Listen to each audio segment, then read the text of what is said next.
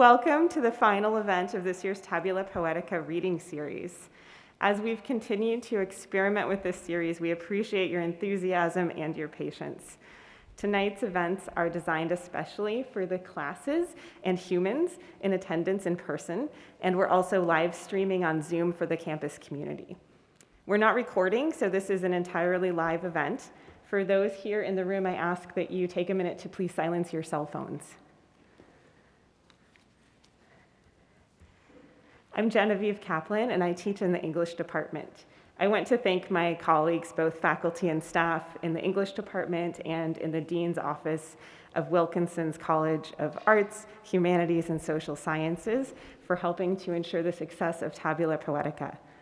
In particular, thank you to Tabula Poetica Director Anna Leahy,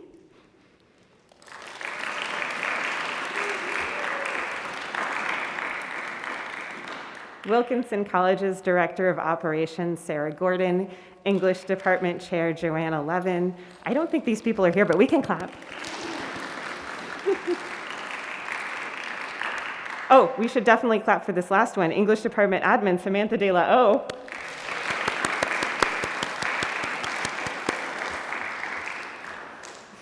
Great, thank you, everyone. Tonight's event is a reading featuring graduate student poets enrolled in Chapman University's MFA program. This has been a challenging semester for a lot of us, and I'm so glad that we're all here together to celebrate and share our words tonight. To kick off the reading, I'd like to introduce our first reader, who is in fact not a graduate student poet. It's Dr. Kate Gale, who taught the aspects of a writer class. Welcome, Kate.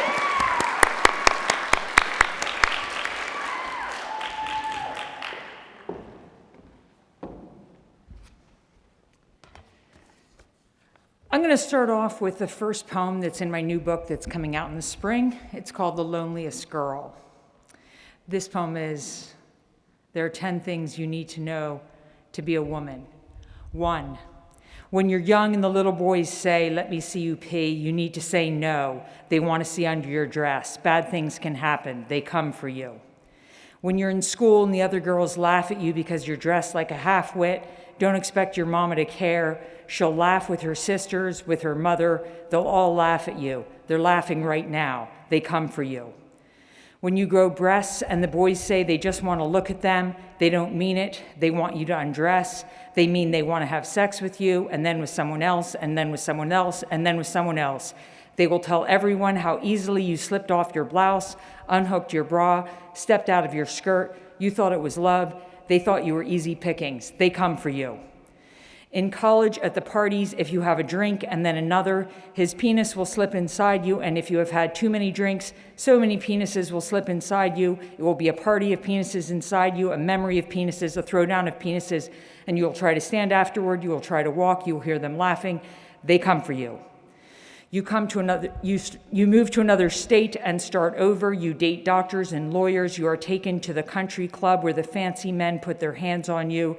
They take you to high-rise hotels where they grope you in exchange for dinner. You put out, you are popular. They come for you. You get a job. You ask the women at your company to help you. You want help meeting important people, making connections. The women will not help you with anything. They sew the scarlet A to your blouse. They come for you. You get married and then you get a divorce. You hope the women will invite you to meet their single friends. They do not want you alone with their husbands. They do not trust you with their boyfriends. When you try to talk to their men, they come for you. The only way you could avoid attention is to get fat, but you live in a city where fat is not permitted. For a few years, you let yourself get a little bit fat and you have a few more friends. You have a fat boyfriend. Then you join a gym and lose weight. The women turn on you. They come for you. You could become religious, talk to God, become a Jesus lover or a God follower, and there in church, maybe the other women would like you. The men would assume you aren't about sex. Don't people pretty much stop having sex once they join a church? You attend church. One Sunday, everyone can see you are a fake. They come for you. You are a motherfucking skinny-assed bitch. You've stomped around the world in your life building castles. You painted the sky and planted trees. You have broken the goddamn rules, and when they wrote new ones, you broke those. You are out of control. You are the wild New Testament of women. You are breaking the 11th commandment, which is, thou shalt not speak if thou art a woman. You are speaking in your dirty boots without shame. Where is your shame, woman? Where is your shame? Why do you not hang your head, woman? They come for you. They come for you. They come for you. The last poem in the book is called Stumbling Toward Grace. In this book, in this poem, I imagine myself in therapy. I've actually never been in therapy, but I like to imagine it as being wonderful. So this is my imaginary therapist talking to me. Are you thinking of killing yourself? I'm not sure. I don't think so. Would you like to go on living? No one wants me to live. No one. Okay, my husband and children want me to live. No one else. Well, now that you mention it, I have 11 friends who want me to live. 11's a good number. So you want to stay alive for the 11 people. And your husband, and how many children do you have? Technically 2. Why technically? I have 2 stepchildren who are adults. They may want me to live. But your children and husband definitely do. Absolutely, no doubt. I'd swear on it. Of course, my husband is sometimes annoyed with me, but he still wants me to live. Good to hear. He wouldn't want you to end your life. No, it would bum him out quite a bit. He'd cheer up after a few months, of course. He'd be out dating. He'd find someone easier to deal with.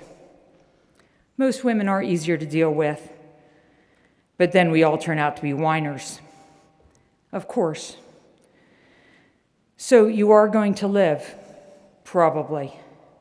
Things are bad now, but they might get better. And in the meantime, 2 children, 1 husband who's only sometimes annoyed, and 11 friends, and you have a dog. Yes, a dog, a great dog, Jasper. I'd stay alive for the dog alone. That is good to hear. So what happened? Can we talk about it? We're supposed to listen and act wisely. I did neither, and then a number of people wanted me dead. I see, but they didn't actually come after you to kill you. No, they just wished me dead. What you want is what matters. I don't know what I want anymore. What did you do to annoy these people, to make them wish me dead? I wanted to be a defender. Instead, I was a heckler. What would you like to do? I have this one life, to build the cathedral of the soul, to rebuild mine like a small chapel, a single flower, a bell, a boat, a slip of paper with one perfect poem, a singular line of prose, knees on the ground planting a row of corn, a trembling ascent of a pyramid, a bird, a grape, a perfectly poured cup of tea. I have my life to work on this single thread. There is unrestrained stupidity and there is grace. In my dreams, I stumble toward grace. I'm going to end with a new poem I've been working on during the pandemic. I don't know how it's doing. It ends with the first song I ever learned when I was growing up in the cult. It's called Trill of Cardinals. In the plover trill of cardinals, by the rack of antlers, in the rush of stream, I said, I am Jesus' son, I am Jesus' daughter, I am Jesus. Love me, mother, not just my sister, love me. There on the ground, a coil of unbegotten skin, feathers, bones, that is you, the spawn, not breathing, not lovable, a thing of earth, of stream, not of God, but I am. God pours through me, through the clove of my fingers, the rings of my eyes, the frogs of my feet, the scales of my back, the leap of my belly. Do not question this winged thing, this darting tongue. Mother, you dipped me in the river. You dropped me on the shore. You left me for dead. Did you really think I would crawl away under those bushes to die? I feasted on cackles of clouds, ate dandelions of air, a flurry of sunshine.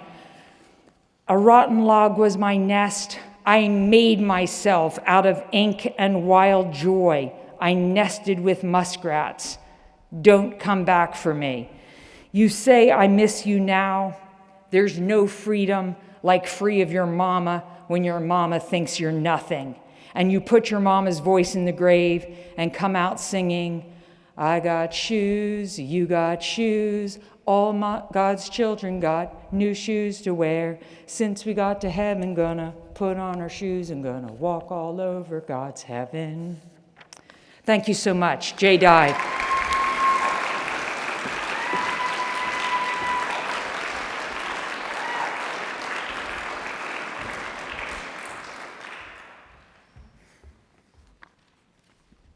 All right.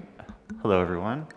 I have a few poems to read, and I don't know if any of these are really done, so I'm just going to read my most recent drafts. This first one is called Ekphrasis. This is what I've been reduced to. My face a tile mosaic of black, gray, off-white indignation.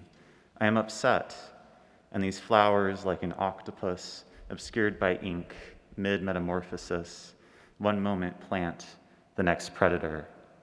My aura here is visible.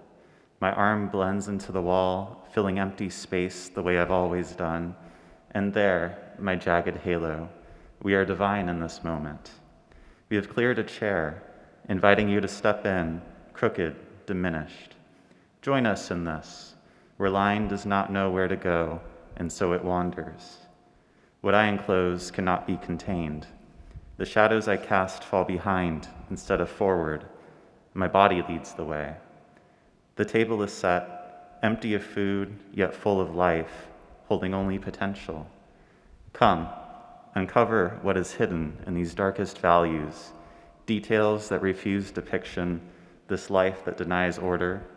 In our world, parallel lines always meet.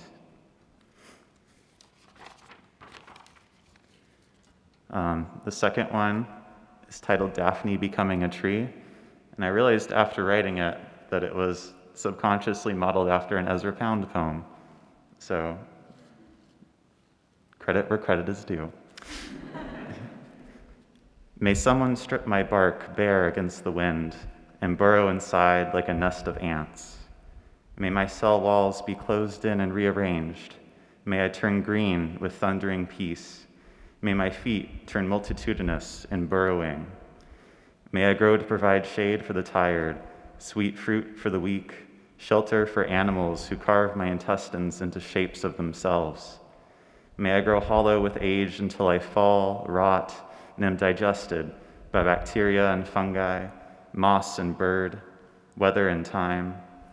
Forget these mad gods and their kingdoms. All will be gone soon enough.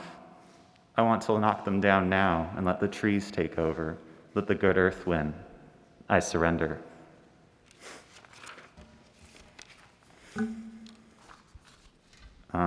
This next one is a little bit longer.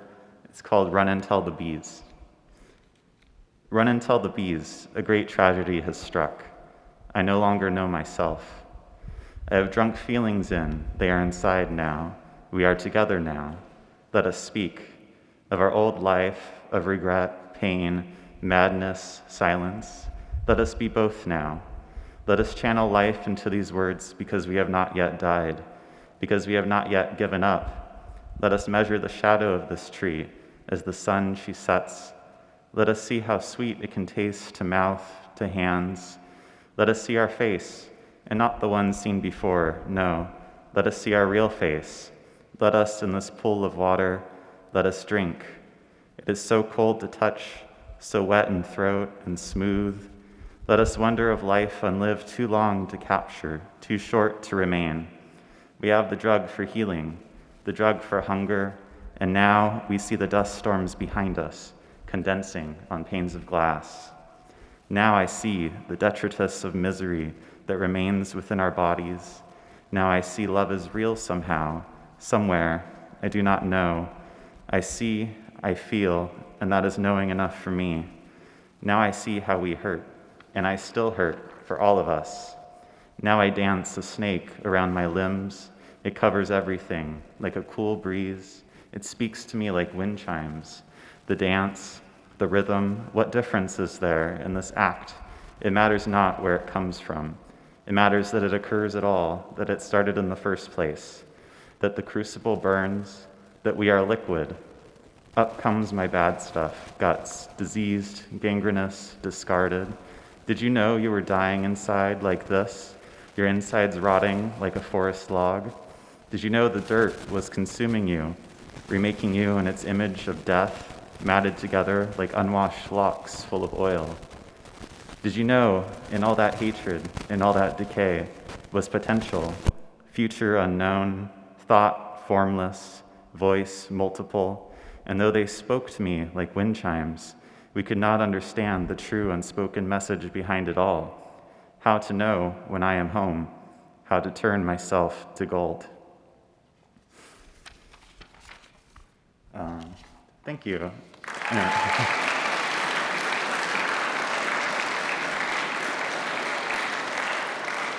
Thank you. Next up is Lydia Pejovich.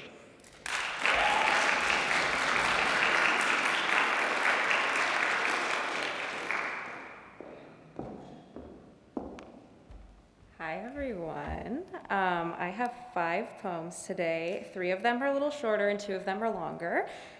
So this first poem is called Romance in Orbit. The spacescape swirls like a tempest, speckled with beating stars, silhouetted with sunbeam shadows that sizzle like snowstorms. We are in orbit. The whirlwinds of our adoration are elongated aches, arms aggregating into eons of early afternoon embraces. We are in orbit. 2 planets sending wind gusts, gathering breath from our guts and grunting it across distance. We are in orbit, which means we never touch. Only our stars hold hands in constellations of magnetic tension. This next piece is called All the Oceans. Do you ever think about how all the oceans are one ocean, but we've separated them, placed names, created division where none should exist? It reminds me of us, how we're one soul split into 3, where you have her and you have me, and you're divided, like fragmentation, like animals that reproduce alone and asexually partition. You are my starfish in a fractured ocean, or at least I imagine that you reproduce alone. This third piece is called Finding Autumn. I stick my hand into the cold, fishing in a deep chasm of the dark and overwhelming. He used to wish for a change, force his fist into openings and wring the fall out of leaves. When days lack light and birds slumber in beds of frozen branches, I wonder where the insects went. I'm not sure he ever asked about the state of smaller beings like spiders or crickets or me. For him, the season shift is painless, thoughtless, like empty nests hung from trees by icicle tips.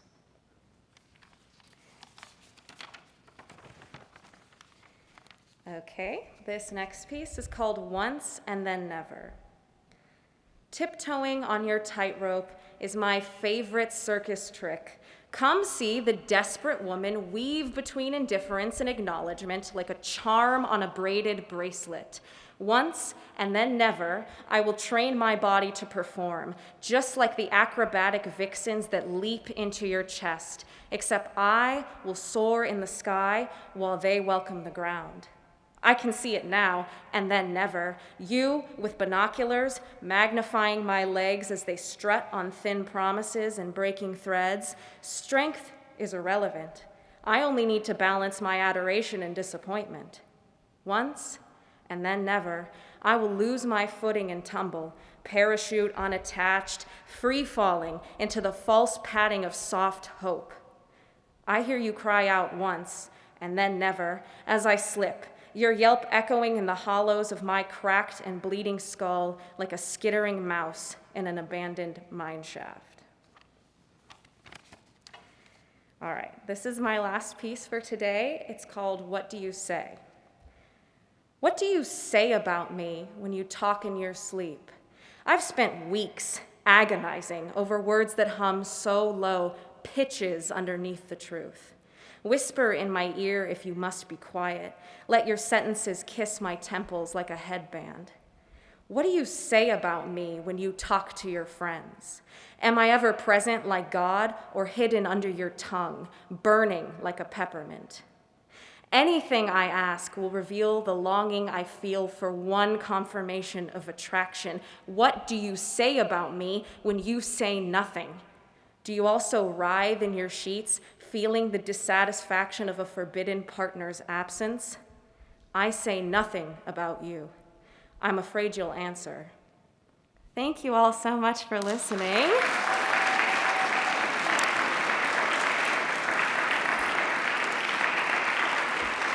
And next after me is Alex Quintanilla.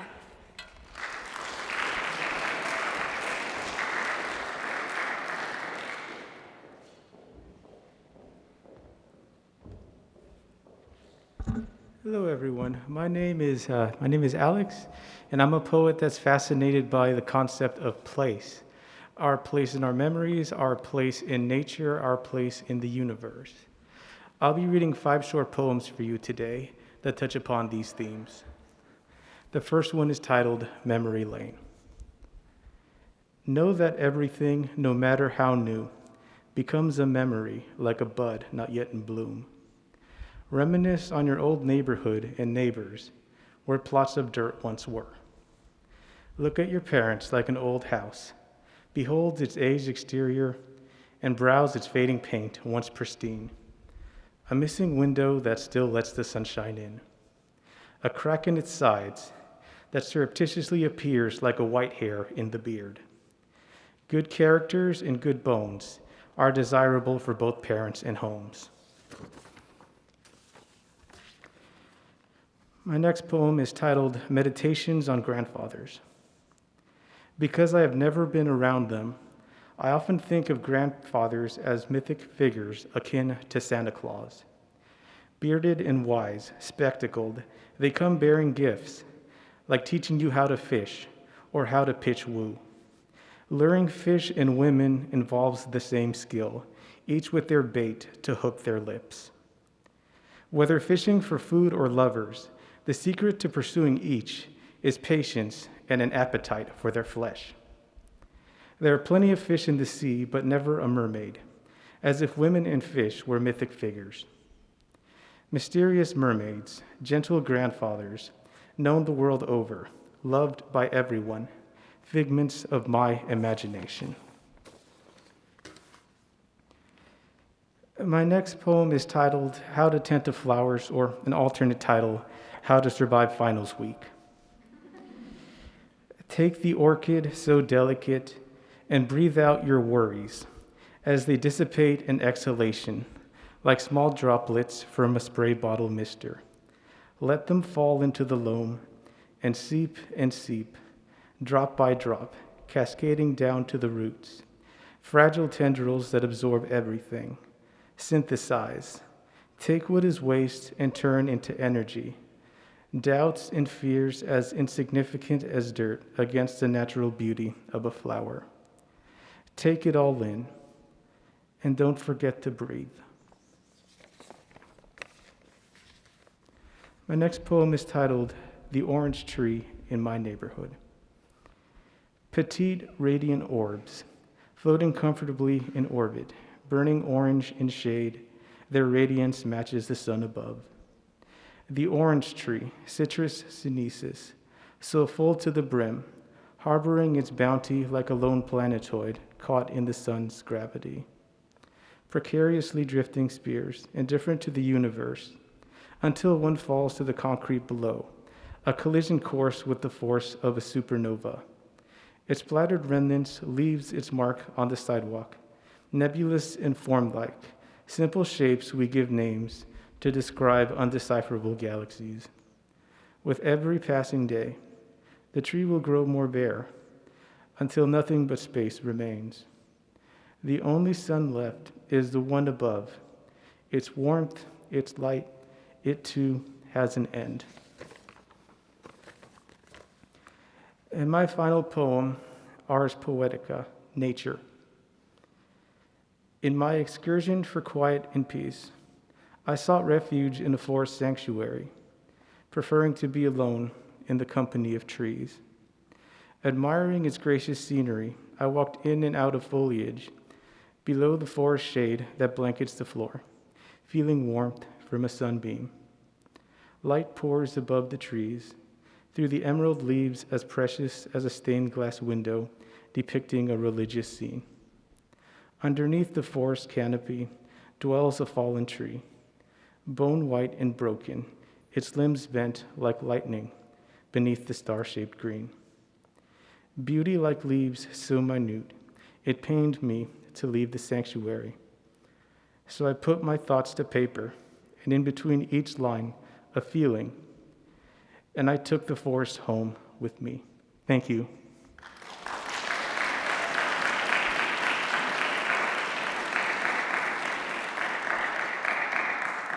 Our next reader is McKenna Metz.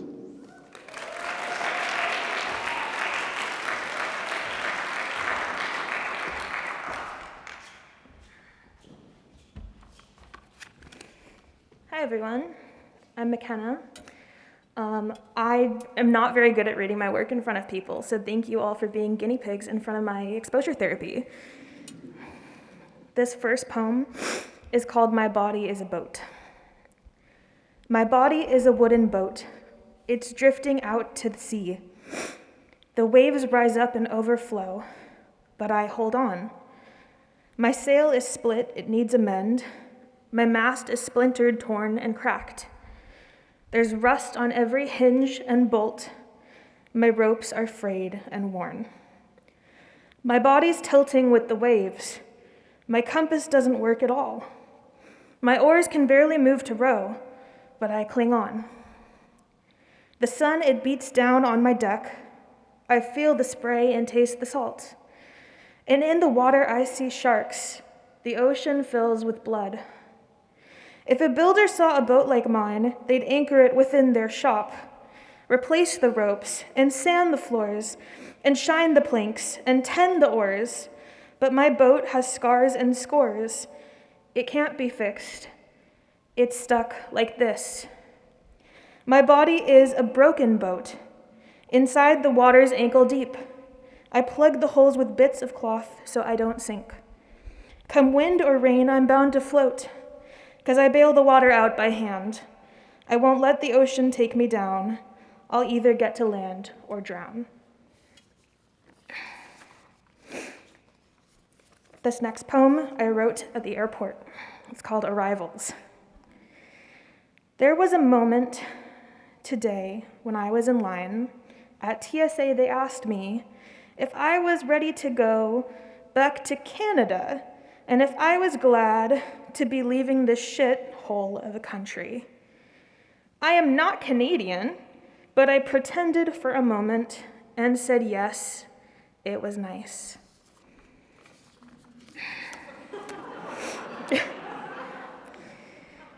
This next poem is called Marlborough Lights. Charcoal lungs bathed in smoke for 40 years, breathing it in when you were so young, before you knew you were consuming poison, choking it down before every meal, between sleeping and after waking, at first 6 packs a day, a hovering storm, cloud of death, and you craved it. When they offered you your first cigarette, did you cough? Or did you savor the smoke as it burned your throat, coating the inside of your skin like tar, leaving black stains that spread like oil burning you from the inside out? And even with mummified skin, rasping voice in your old age, dried out hair and curlers every night, to look beautiful in the daytime smog, eating M&Ms that taste like ashes, tongue detecting nothing but detritus, dentures biting into cocoa dust, crumbles of flour, and even though you eat, you lose weight.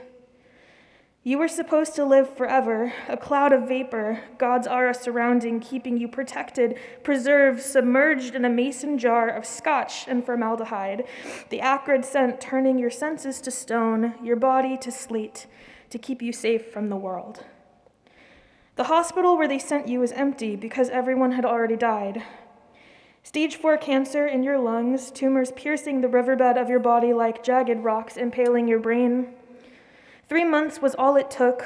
Those pink curlers sitting empty in your not bedroom, in your not house, that they sold to the fucking Airbnb people. Your family taking your not things out of your not drawers and left only with sadness and rage because you were killing yourself and you knew it. Why didn't you stop?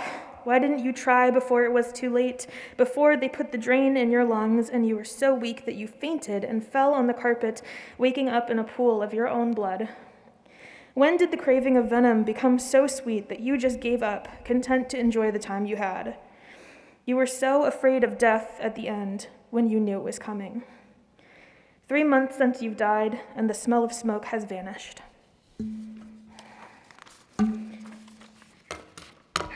For my last piece, I'd like to end on a lighter note. This is called The Question. I had that moment that every writer dreads, where I was ambushed. The minute I told someone I was from LA, they asked me if I could read their screenplay. Thank you all so much. Our next poet is Michaela McLean.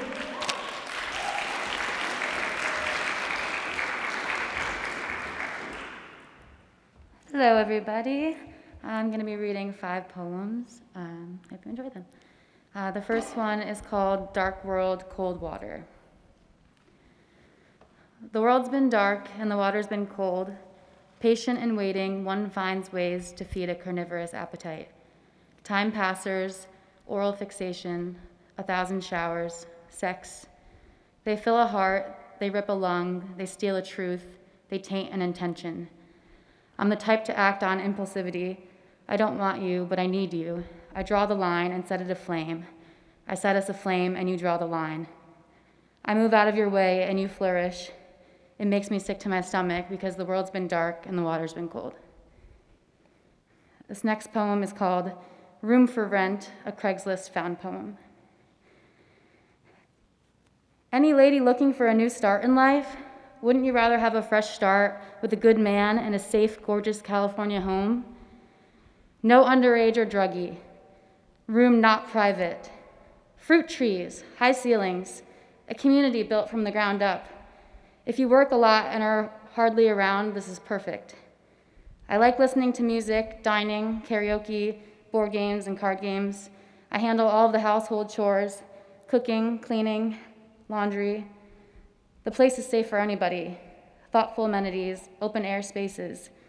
Preferably single, someone 18 to 35 age range. Race is unimportant. I'm not looking for anything sexual. I also do shower situations at $10 per every half an hour. I don't just do this with anybody. Must be vegan. I look forward to hearing from you. This next poem is called Is Your Hair Brown or Red? A self-portrait. He asks if my hair is brown or red. I guess I've been deceiving him for some time. So long, it makes me question it myself. Is it the dirty blonde I was born with? Are my freckles countless? Does the sun reflect shadows? Am I skinny fat or fat skinny? Are my hips childbearing or barely fitting into my jeans? Are my breasts a distraction or are they beneficial? Are my fingernails long enough to scratch your back? I give you an hourglass that you cannot break, and you give me nothing but a hard time. Is my hair brown or red? I guess it's whichever you prefer. This next poem is called Unspoken. I tell my lips that they'll never get to meet yours, not on a poorly lit, broken street, not in an overcrowded room with overstimulated people. A long-lost thought not getting lost at all. I tell my lips that they'll never know of your shoulder blades, the texture of your back on dry nights where you bend and stretch early mornings. A long-lost hope revived a lingering glimpse. There was that once when my hand got a small taste, salty and sweet, hypocrite and empath. You're coming down the stairs. I see your naked body in my sleep. You're jarring jams and spreading them on thinly sliced toast. It's hard to find words for something that's only ever been expressed unspoken. But each passing season weakens my senses. Each revisit solidifies unclarity. No blaming stars for unanswered wishes. No promises were made, no windows were left cracked, and still my lips need reminding. And my last poem is called Man-Child, and it's a list poem. Stroller on the bridge, welfare visit horse races, minivan, no back seats, station wagon, rear-facing back seat, pizza box plates, doggy paddle, motel room cartoons, city mission meals, let's go Mets, dollar bowling night, rundown taxi, curved television set, garage sale toy, Goodwill pink dress, the Catholic Church, Babe Ruth, homemade videotapes, roller coaster rides, second chances, 100th chances, depression, city of sin, Washburn guitar, 5 years, inherited trauma, interrupted pattern, inevitable understanding. Thank you.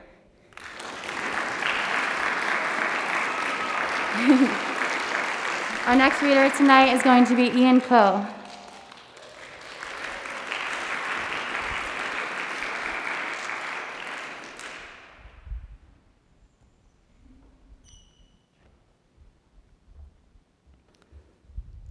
This poem is called City Pastoral.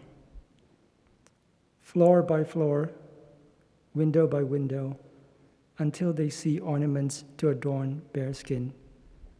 Square, triangle, diamonds, ovals, pyramids. The magical ornaments dangle mysteriously atop unnamed wearers, glinting in the sun, catching wandering eyes. The gondola man, a fairy tale hero, scales the sides on some kind of quest with a sturdy primitive tool. Enchantment thrown with each cast by this scraggly wizard newly emerged from his cave. The sky and clouds change like wooled skins, moving over to the side while indecision remains. Time, the currency from a money printing machine, makes the jewels sparkle like the sea. The buildings stand out of the city because there's magic in the showing. This next poem is called Find Me at the Bottom of a Hotel Lobby. Find me at the bottom of a hotel lobby, where the moon has to stoop down to peek at me. The sporadic elevator bells keep me awake. They stop my dreams from blowing bubbles that rise with the geometric levels like a ladder to the heavens. The grand piano looms slick black, an empty silhouette. Above, the interconnection of giant tubes like a cathedral organ, and the shimmer of copper in smoke and yellow light makes me wonder how the guests can remain so silent like mice. How my patience is being rewarded with this sight, a scene that doesn't change as time passes. No one is coming down the elevators for me, so my imagination blows a huge bubble that still waits to burst. The room of disbelieved dreams. The sound of broken props tumbling from their dusty pile. Then flashes a crescent mouth with gaps carved between the teeth painted white. Just before the jaw snaps shut, and a figure of a wooden puppet steals like a shadow from the single naked light projected around the walls of the room, where more shadows dance as the quivering pile rouses as if rigged by strings. A cage creaks above like a hollow instrument blown by a soul. My teeth chatters uncontrollably, joining the mindless cacophony in a gasp. This next poem is called Storming into the Cantina Like a Falling Bell.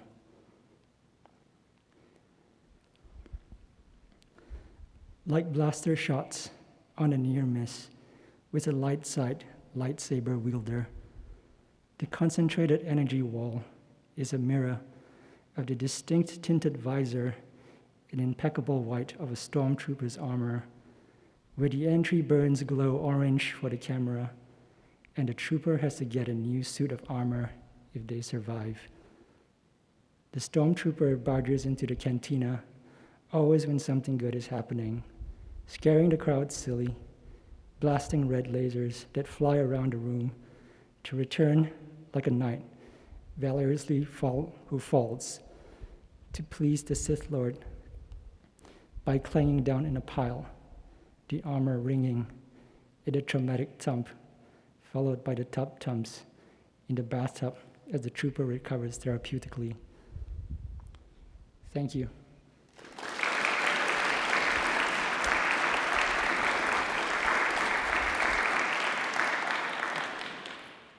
Our next poet is Vesper North.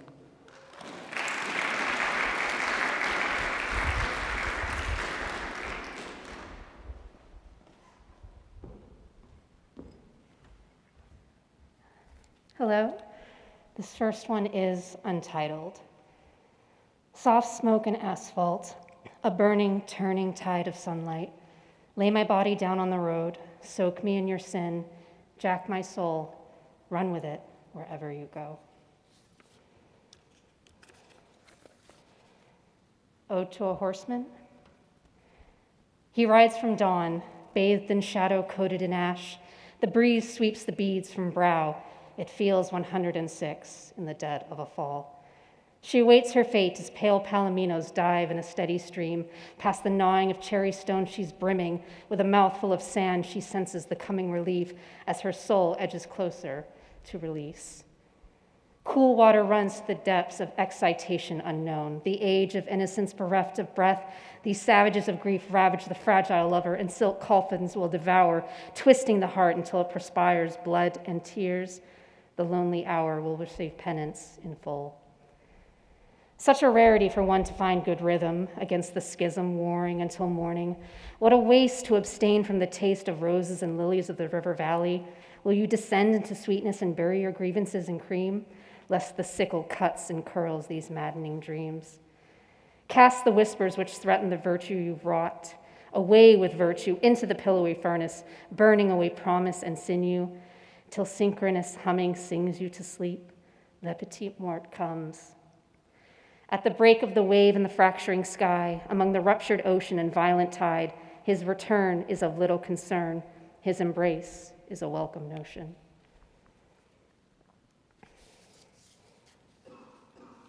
Because inspired feels like an inappropriate word, I'll say this one was brought to me by Rosemary Kennedy.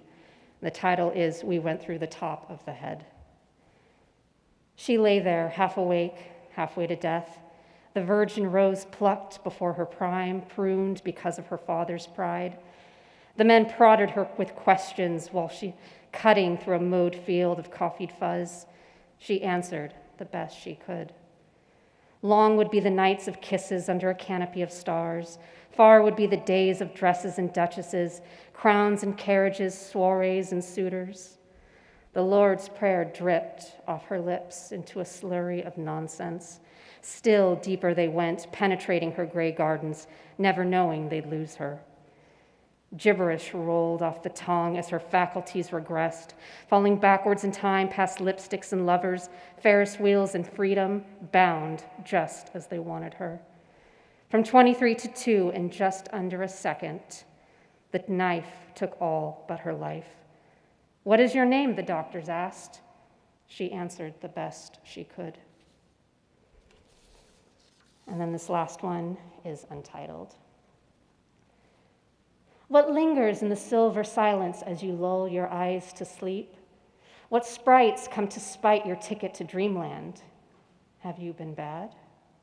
What demons ward off the gods to keep you from your rosy reverie, where you're free to feel as you please?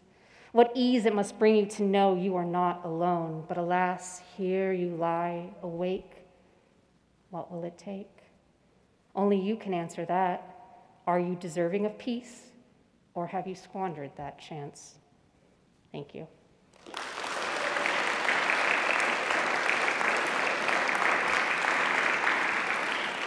Please welcome back Genevieve Kaplan.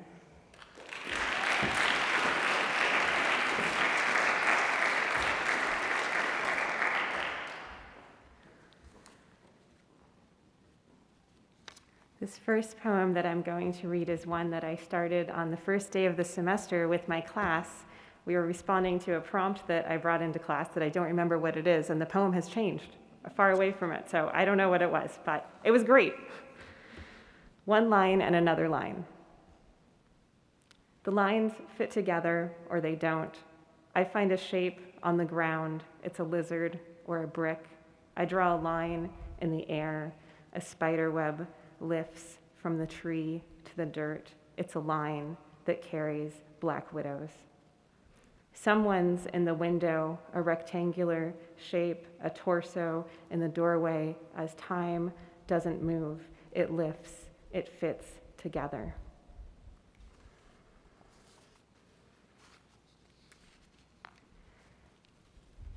And then this next poem is sort of, I don't know, it's like a suburban ennui isolation poem. Maybe some of you are familiar with this. Everything suddenly felt enthusiastic. I cut out a silhouette of my hand to measure it better against the scenery. My thumb could cover the entirety of the newly painted door across the way.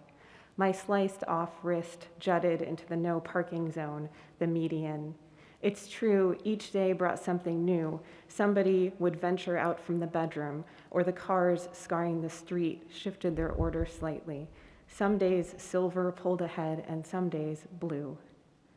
The sun's angles varied the patterns of darker stuff on the ground, on the dirt, and on the asphalt ahead of me. Around every door-framed corner was a big-eyed cat. Behind every turned-down window shade, a slow buzzing fly. The yards outside, too, were full of wonder. Each lawn held a sign. On each stoop stood an unused chair, and every driveway was fully crammed with as many vehicles as would fit there.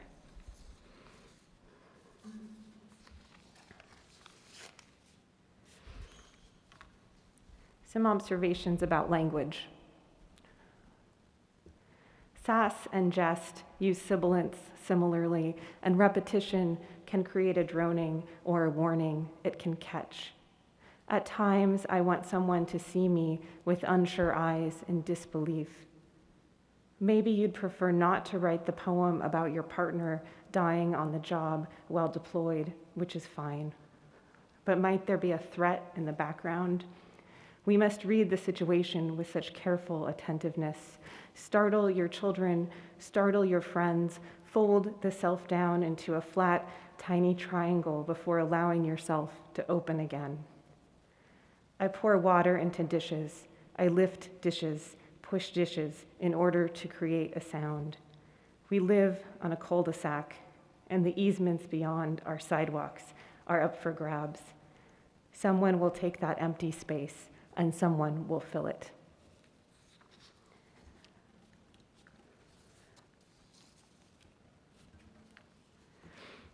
This last poem is it makes me, oh, my glasses are fogging. Hopefully I can read it.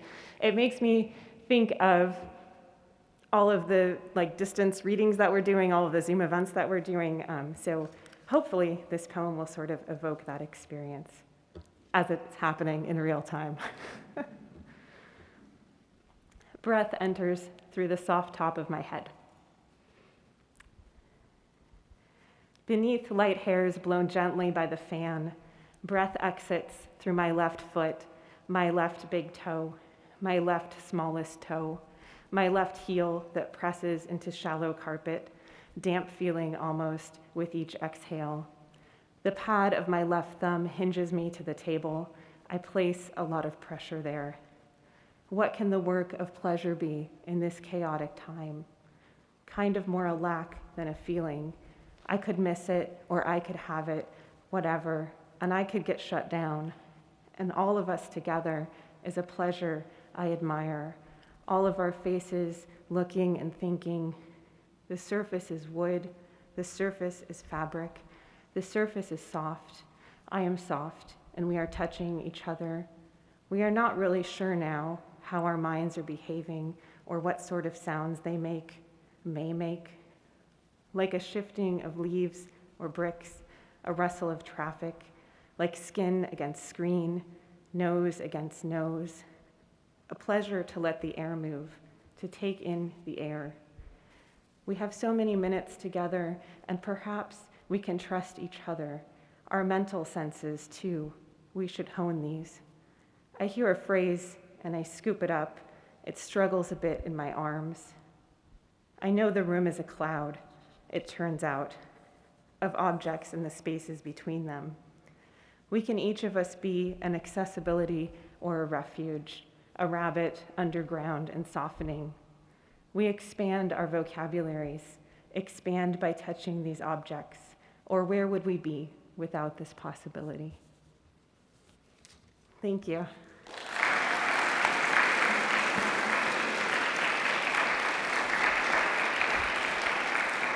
I'd like to invite Anna Leahy to come up and say a few words.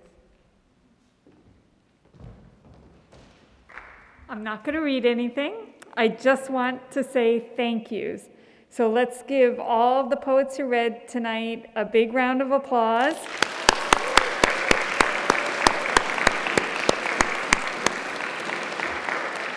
This is always one of the favorite moments of the semester for me, and no more so than this semester because it's been such an unusual one for me. I thank all of you for coming out on what is a really, really cold, wet night to enjoy poetry, to spend time with poetry. I also want to give a big thank you to Samantha Delao. If you could give her a round of applause, that would be great.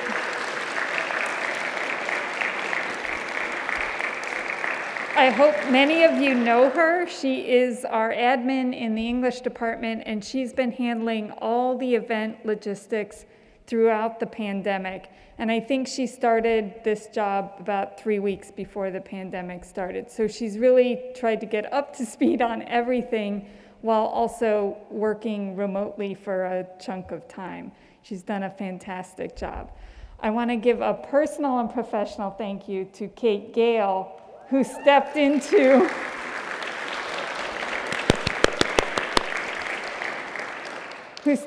the aspects class on very short notice and ran with it. So thank you so much. Huge thank you to Genevieve Kaplan, who has been a really stable part of this MFA program now for several years. So thank you to Kate, to Genevieve.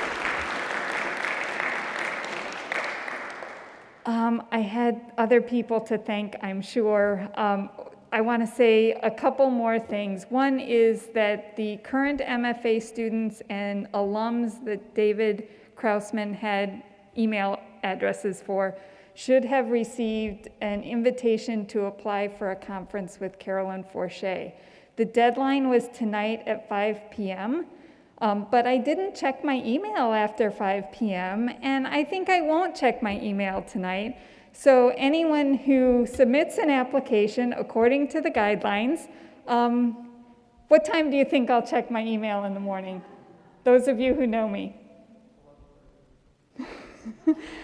I usually get to it before 11:30. So let's say 10 a.m. If it's in by 10 a.m., you'll be considered for a spot. The spots are limited, but I don't know that I've received enough applications to fill the 8 spots yet. I didn't look this afternoon. So do apply if you're interested in that. The dates are in January, and if you need more information, David Krausman has that, and he looks at his email before 10 a.m. What else did I? Oh, the most important thing, perhaps, is that we have designated Paige Welsh. Do all of you know Paige? Paige is up here in the front. We have designated her the social coordinator for any after-event socializing this evening. So if you're interested in going out with fellow MFA students, page can give you more information on that. So once again, thank you for this wonderful event. Thank you for gathering here. For those here, let's do one more round of applause. Who successfully defended their thesis this semester? Okay, tomorrow. I'll be there. So congratulations to all of you. I think that's enough applause. I think we should get on with the socializing. Good luck with finals if you have any of that left, and I will see you next semester.